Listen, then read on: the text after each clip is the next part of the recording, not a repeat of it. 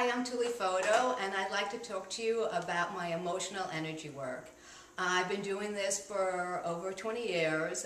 For the first 10, I started working with myself, and then for the last 10, I've been working with individuals how to look at your emotional energy patterns. So I'd like to explain to you what this all means, since this is kind of the concept has been around for a long time. My approach might be a little bit different. So when we talk about energy, we talk about what does energy mean? How do I define it? And in life, everything is energy. Our thoughts, our feelings, our concepts, our self-image, our worldview is all in relationship with energy. It's what we hold. Now, it's so important for me to communicate that energy has its own life force. It has its own intelligence.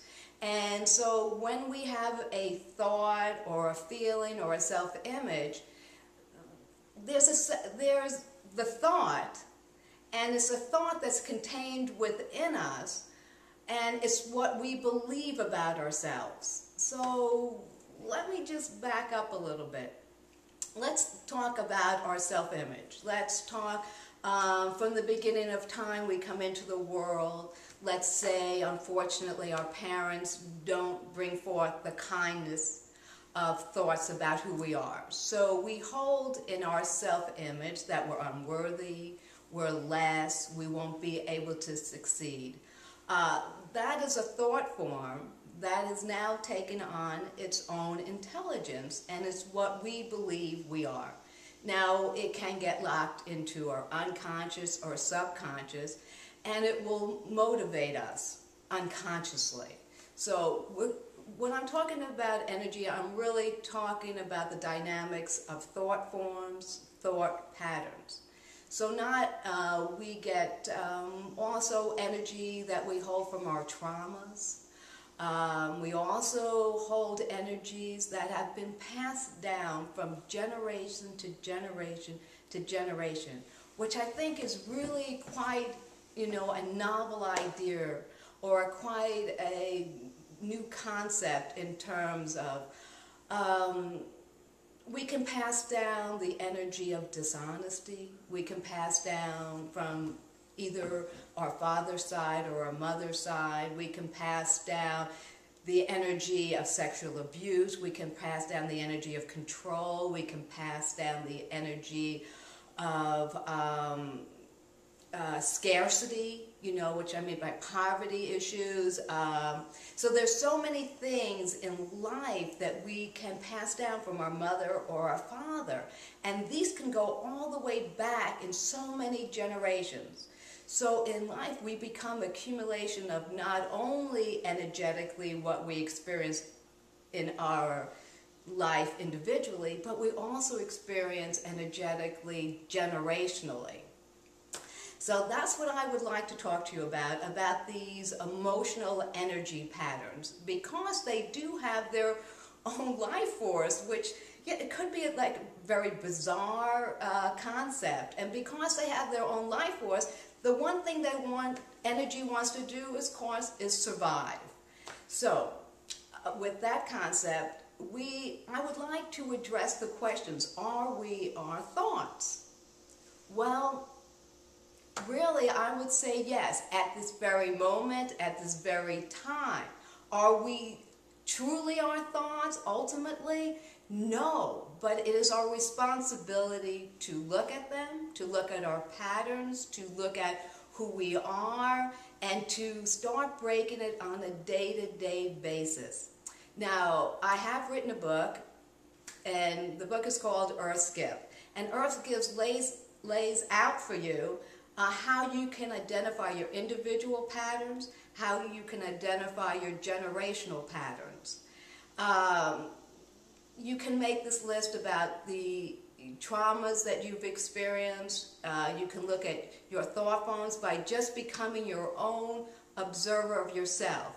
Find out where you're uncomfortable. Find out where you control people. Find out if you're nervous in front of people. If you're nervous when you go out to dinner with people, find out what scares you or what motivates you. Loneliness is a huge energy that a lot of people today are experiencing. So find out, you know, make that on your list that you feel lonely, and that watch yourself when people invite you out. Watch if you make excuses for yourself about not going out. That's just the energy of loneliness that, you know, wants to stay alive and with you. So you want to look at these things and you want to be aware of them, and then you want to start breaking them one at a time. It's a process, and a process takes time. So you want to take, let's say, the issue of loneliness, and you want to say, okay, today I'm going to go ahead and go out. Even if I'm uncomfortable, even if I want to throw up, even if I want to book, I'm going to stay with it.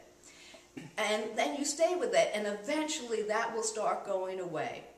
Now, the beauty of doing emotional energy work is I can also teach you how you really physically can move these patterns. They're energy, they're fluid, they're meant to be moved, and I can teach you how to physically move them. And then once you physically move them, it becomes each of our responsibility to go ahead and start breaking those patterns on the everyday basis. So the power is really yours. It's not mine. It's not really anybody else you'll work with. It's the power always sits with you and what you want to do with it. Unfortunately, there are no quick fixes in life. It's not possible. So again, I'm going to say that at this moment, yes, we are our thoughts. And if we take, for me, the concept that we're not our thoughts, then we don't take that self-responsibility. And self-responsibility is so primary in breaking patterns. It's so primary in doing any sort of work. Let me speak, these are all just overviews. I want to speak a little bit about generational. And it's amazing that, let me just give you a quick experience I had working with a 4-year-old. Now, luckily, I'm working with this little girl's 4-year-old, and she, at 4, starts discounting people. But I've worked with her mother and her grandmother, and they both hold the energy of the con. They will con you out of everything, because I think that they're smarter, wiser than everybody else, and they can just discount you. Well, it's so interesting that after I moved, the little girl started to settle down. The mother already started to work on and resolve it, and the grandmother has started to resolve it. And what happens is they're so much more comfortable about who they are. They can live truthfully, honestly. So we want to see where our patterns are, so we don't keep on passing them down to our children, to future generations. We can, again, look at this ultimately. We can ask one question.